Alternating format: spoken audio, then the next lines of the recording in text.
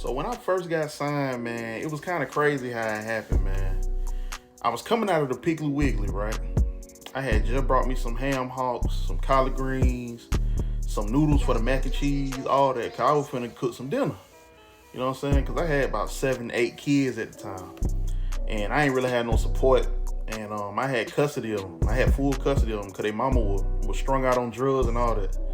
So I was coming out the Piggly Wiggly, and as I'm coming out the Piggly Wiggly, I see Jermaine Dupri, right? The Jermaine Dupri, the one that be producing Bow Wow, Mariah Carey. So I'm like, dang, that Jermaine Dupri. But I ain't think nothing about it because I don't really get starstruck like that. So I ain't really think nothing about it. So as I'm walking out the Piggly Wiggly, he look at my hat. And I'm like, bro, what did they dude doing, bro? Why you looking at my hat, man? Because I'm a street dude, so I don't really like nobody staring at me for too long. So I said, hey, man, you got a problem?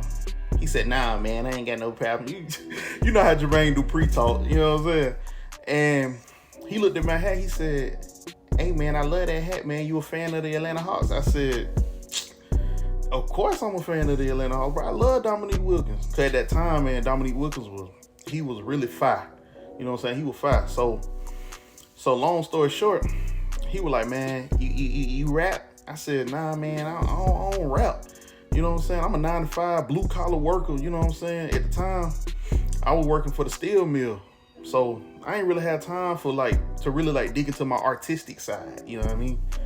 And so he invited me to the studio. He like, hey, man, come to the studio, man. I need new artists for the for So So Def record label. I said, I don't know, man. Like, I'm the only one really taking care of these kids like that, man. And they ain't really got nobody else that can really keep them.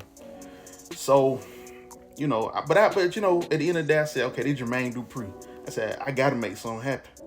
So I tell the lady in the Piggly Wiggly, I said, hey, can I leave these kids in the store for about an hour or two? You know what I'm saying?